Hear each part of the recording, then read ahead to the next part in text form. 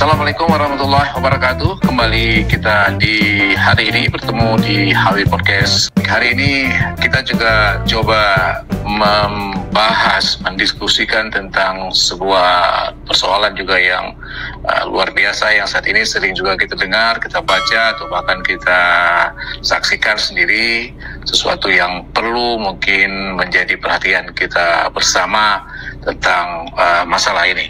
Baik, kalau kita lihat Aceh ini sebenarnya sangat seksi ya, tanah yang juga mempunyai alam yang luar biasa, hutannya juga luar biasa, rimbun ya, dan juga pesisir yang memang membentang cukup luas sekali, dan juga laut yang luar biasa hasil dan nilai kekayaannya.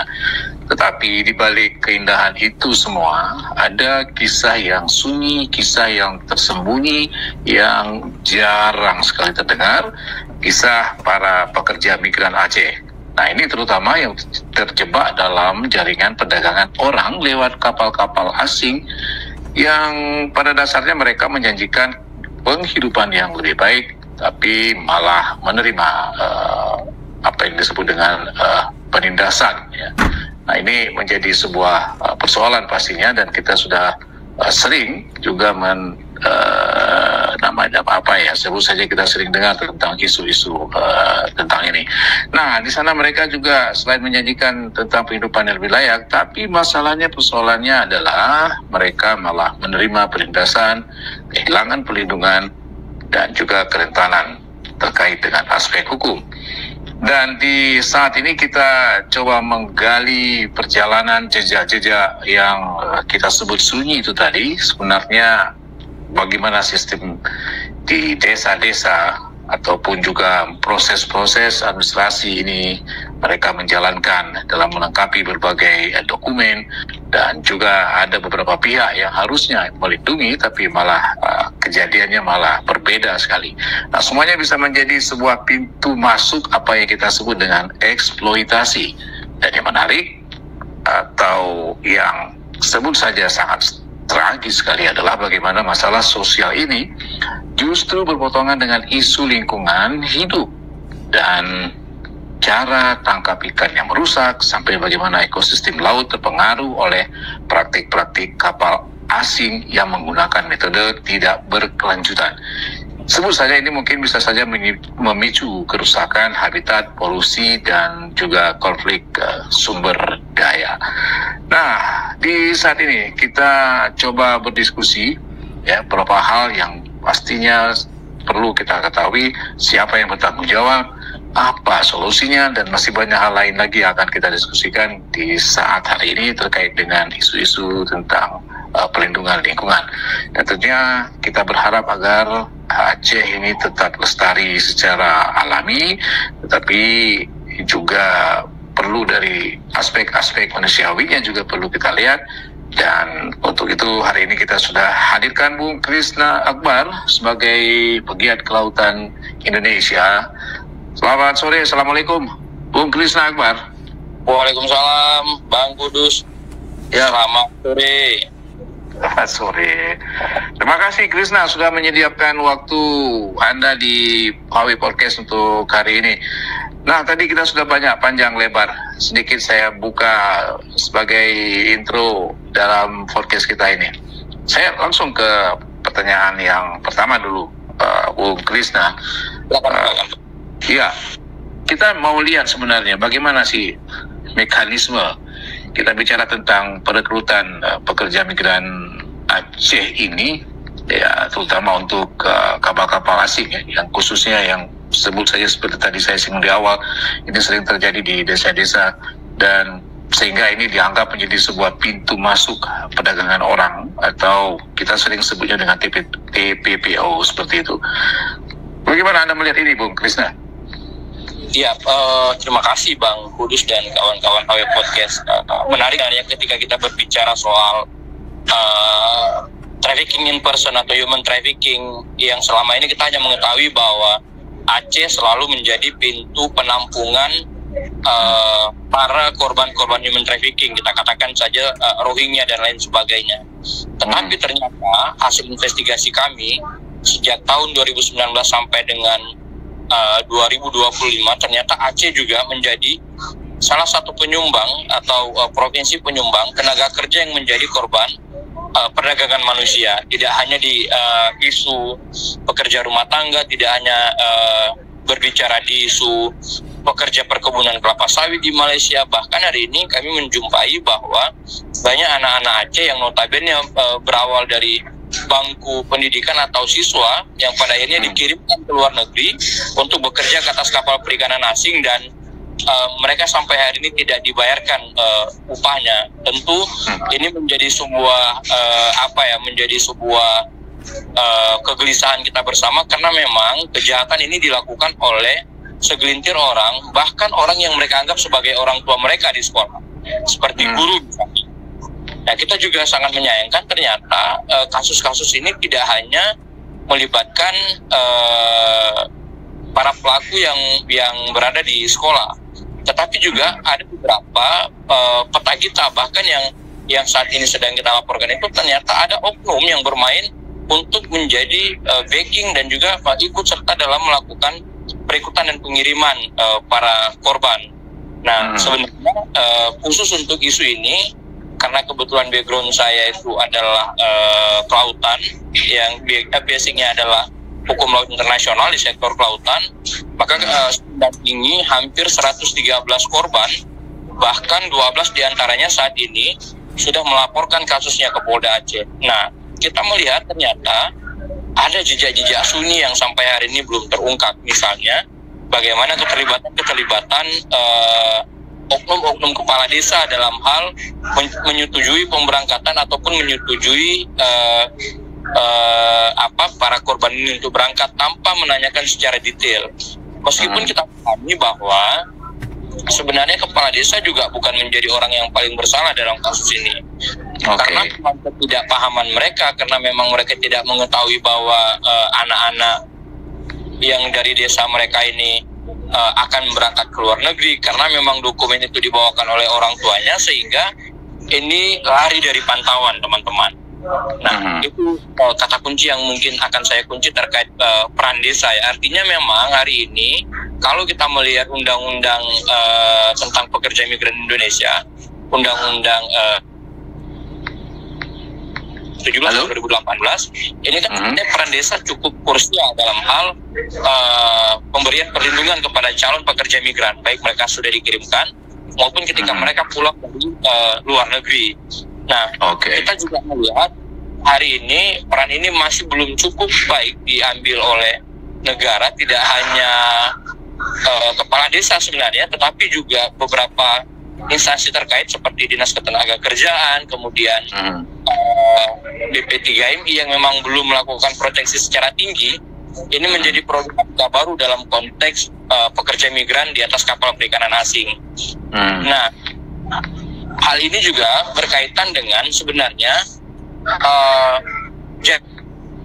jaringan perekrutan pekerja migran Indonesia ini, terutama yang bekerja di kapal perikanan asing, memang mereka memakai jaringan yang cukup solid sebenarnya. Bahkan ya si pemilik modal itu memberikan jaminan kepada si perekrut, bahkan berani untuk memberikan apapun yang dimintakan oleh si perekrut ketika memang mereka mengalami persoalan di tingkat kepolisian misalnya. Hal ini juga yang kita hadapi ketika kita menangani kasus ini di Aceh, Bang Kudus dan kawan-kawan sekalian. Nah baik Bung Krisna, tadi sempat Anda sebutkan tentang BP3MI dan mungkin juga selain BP3MI di sana juga ada keterlibatan dari Dinas Tenaga Kerja dan mungkin beberapa lembaga-lembaga lain yang memang khusus fokus dengan isu-isu ini. Lalu pertanyaannya, ada seperti yang ketimpangan di sini.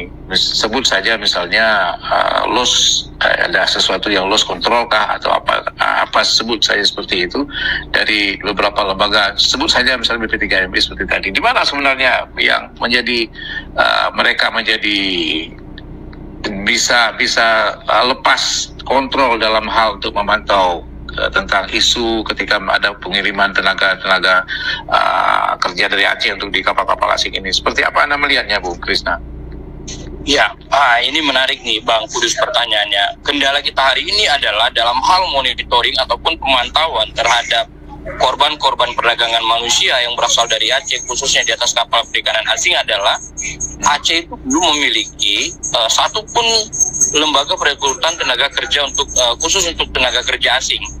Untuk perekrutan itu hanya ada di BP3MI, tapi khusus untuk kapal perikanan ini kan sebelumnya BP3MI tidak memiliki kewenangan untuk melakukan perekrutan dan penempatan, bahkan belum ada job order yang dikirimkan untuk teman-teman BP3MI khusus dalam hal penempatan pekerja migran Indonesia di sektor awak kapal perikanan.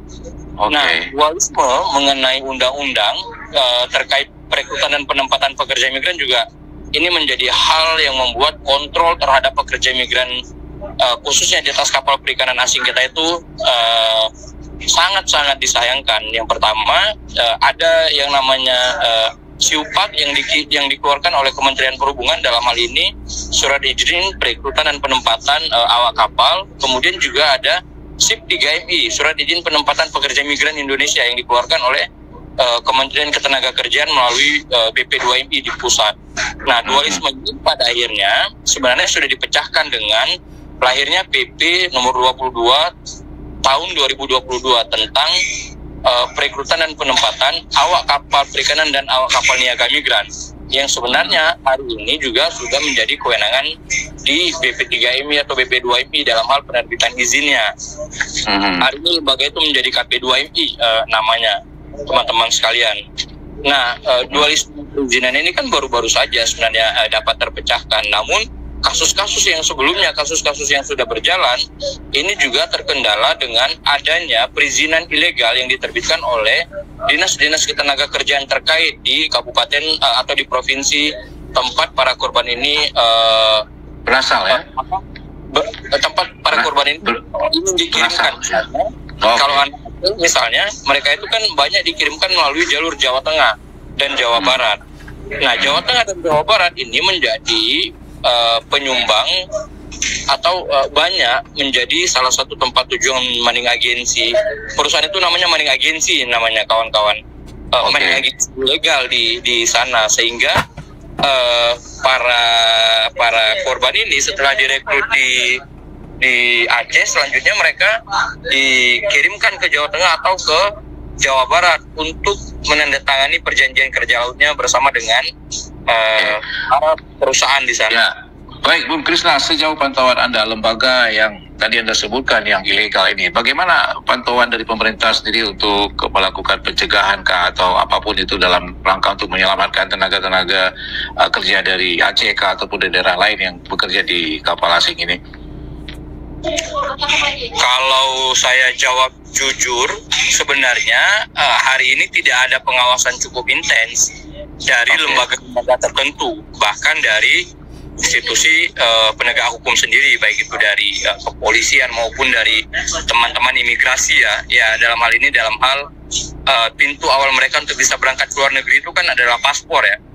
Nah, ini juga tidak ada pemantauan cukup sensitif sebenarnya terkait kasus-kasus ini, kawan-kawan sekalian. Kita melihat apa indikasi apa yang Anda lihat, Bu Krisna, dengan kondisi seperti itu? Ya, jawabannya satu, ada permainan dari oknum-oknum tertentu di imigrasi dan juga oknum-oknum tertentu di saya tidak mau menyebutkan lembaganya, tapi ya kawan-kawan paham lah. Lembaga hukum kita cuma ada satu kalau di Indonesia. Ada permainan dari mereka untuk membuat kasus-kasus ini kabur dari proses penanganannya sebenarnya, teman-teman sekalian. Nah, kami juga merasa bahwa hari ini keadilan hukum untuk teman-teman korban ini memang perlu terus disuarakan sebenarnya, karena kalau bukan kita yang menyuarakan, walaupun itu agak sedikit berat, ya siapa lagi gitu kan. Iya. Nah, Bung Krisna, kita bicara sekali lagi mungkin sedikit kepada praktik kerja di kapal asing ini. Misalnya tentang keselamatan mereka, kemudian keadaan kehidupan mereka, kemudian juga tentang keselamatan termasuk juga salary. Itu seperti apa sebenarnya kalau kita lihat terkait dengan kesejahteraan mereka, kalau kita kaitkan dengan hal yang seperti ini? Apa yang Anda lihat? Benar-benarkah mereka bisa mendapatkan seperti apa yang diharapkan itu, atau memang bahkan seperti saya di awal tadi, kebanyakan itu menjadi sebuah janji-janji saja, sehingga pada faktanya di lapangan itu sangat bertolak belakang, Bung Krisna. Ya, fakta temuan kami, para korban tindak pidana perdagangan orang ini sebenarnya diiming-imingi untuk mendapatkan gaji yang besar, upah yang layak, kesejahteraan, bahkan mereka juga dijanjikan bekerja hanya membantu robot, tapi faktanya di lapangan mereka itu disiksa. Mereka itu disuruh bekerja lebih dari 20 jam. Mereka juga mengalami pemukulan-pemukulan oleh warga negara luar. Yang paling menyedihkan lagi adalah teman-teman, mereka tidak mendapatkan upah mereka setelah bekerja lebih dari 2 tahun di atas kapal. Ada yang 2 tahun 6 bulan, ada yang 8 bulan, ada yang 1 tahun. Nah, mereka 1000 tidak menerima upah yang dijanjikan. Jangankan yang dijanjikan, yang disepakati di dalam kontrak juga tidak dilakukan, tidak diimplementasikan dalam hal ini, teman-teman sekalian. Nah, Bung Krisna, kalau kita tarik sedikit ke konteks lingkungan hidupnya, bagaimana sebenarnya operasi kapal asing ini? Ya, artinya sebut saja termasuk kapal-kapal perikanan dalam hal ini, yang mereka mempekerjakan korban dari TPPO dan kemudian berkontribusi terhadap kerusakan ekosistem di Laut Aceh khususnya. Bagaimana Anda melihat hal ini, Bung Krisna? Nah, kalau kita melihat konteksnya dalam hal eksploitasi sumber daya alam, tentu para korban ini selain mereka dieksploitasi tenaga kerjanya untuk bekerja lebih ekstra lagi, mereka juga dilakukan eksploitasi terhadap upaya-upaya lain. Misalnya mereka dipaksa untuk menangkap ikan, jenis-jenis ikan terlarang, misalnya hiu, anjing laut dan sebagainya. Kemudian mereka juga dipaksa untuk menangkap ikan di luar dari kewenangan atau izin yang diberikan. Nah, tidak tertutup kemungkinan juga mereka itu diminta untuk melakukan penangkapan ikan di wilayah perairan Aceh yang sampai hari ini kita masih belum mendeteksi itu. Nah, yang kita ketahui bahwa selama proses kami mendampingi kasus ini, ada 1 kapal Taiwan yang dulu pernah kita tangkap di perairan utara dan di Lok Sumawe, yang dilakukan oleh teman-teman angkatan laut. Lagi-lagi di atas kapalnya ada warga negara Indonesia. Memang di atas kapal tidak ada warga Aceh, tapi yang dapat kita garis bawahi adalah ternyata selain mereka melakukan eksploitasi tenaga kerja, mereka juga melakukan eksploitasi lingkungan secara besar-besaran, teman-teman. Apa realnya mungkin, Bung Krisna, seperti apakah juga mereka menggunakan semacam apukan harimau, atau ada hal-hal lain yang penggunaan metode yang ekstraktif, sebut saya seperti itu? Bagaimana Anda memantau atau melihat ini? Penggunaan alat tangkap yang ekstraktif kita harus melihat dalam konteks wilayah hukum negara.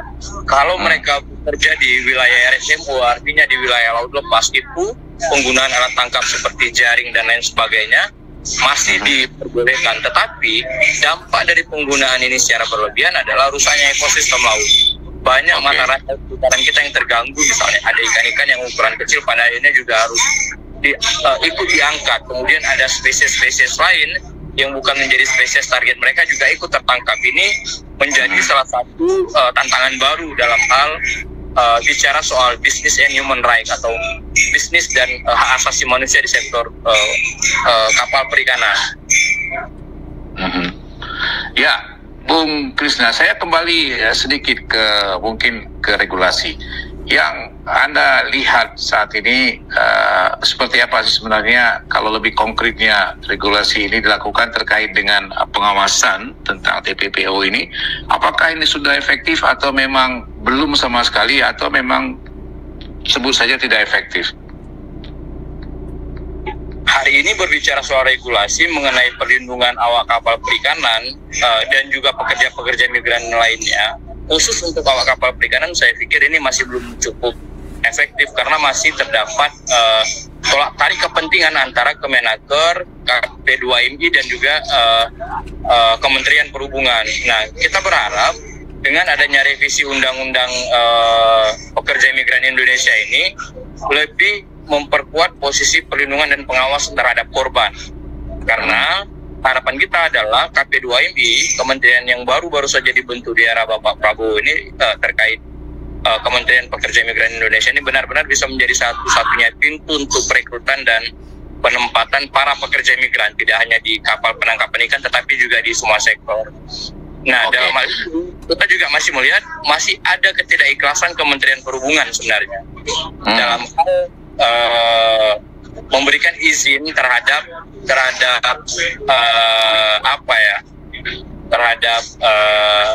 kawan-kawan di KP2MI, Bang. Ya, oke. Apa persoalannya di situ, Bung Krisna, sehingga agak sedikit kurang harmonis, sebut saya begitu? Iya, ini persoalan uang, Bang. Ini kan ladang uang ya. Penerbitan izin tidak terlepas dari berapa yang saya dapat. Wanipir, ya inilah hidup di Indonesia, Bang. Jadi itu juga harus kita pahami bersama lah. Oke. Ya, kalau lebih jelas, ya saya pikirnya baik-baik saja sebenarnya. Oke, Bu Krisna, kita sudah berada di penghujung untuk podcast ini. Rekomendasi Anda untuk mungkin long term ke depan ya, agar sebut saja Aceh bisa membangun sistem perlindungan pekerja migran yang lebih baik dan juga tentu berkelanjutan dan secara sosial maupun moral dan juga lingkungan. Bagaimana Anda, mungkin ada rekomendasi atau ada masukan atau saran yang bisa Anda sampaikan? Silakan, Bung Krisna. Rekomendasi yang cukup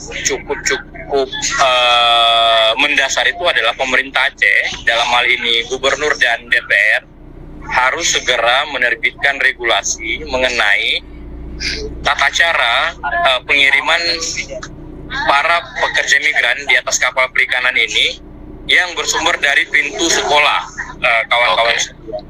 Karena memang kalau kita melihat kasus-kasus awak kapal perikanan di Aceh yang menjadi korban TPPO itu, mereka semuanya sebenarnya berasal dari pintu dunia pendidikan, walaupun ada yang direkrut dari umum, tapi mereka diakui sebagai salah satu alumni di sekolah A, B, dan C misalnya.